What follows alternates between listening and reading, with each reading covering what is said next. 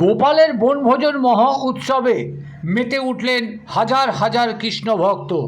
এমনই ছবি ফুটে উঠল রবিবার 5ই ফাল্গুন হাড়োয়া থানার খারুপালা গ্রামে। শ্রী শ্রী গোপালের বনভোজন সেবা সমিতি ভক্তবৃন্দের উদ্যোগে এই গোপালের বনভোজন মহোৎসব অনুষ্ঠিত হয় খারুপালা গ্রামে একটি প্রাচীন বটগাছের নিচে। অগণিত কৃষ্ণ ভক্তবৃন্দরা নিজ নিজ বাড়ির গোপালের মূর্তি নিয়ে পরম স্নেহে ভক্তি ভরে পূজা পাঠ করেন। হরিনাম সংকীর্তনে মুখরিত হয়ে ওঠে গোপালের বনভোজন মহোৎসবের মেলা প্রাঙ্গণ। এই উৎসব ঘিরে বসে বিশাল এক মেলা।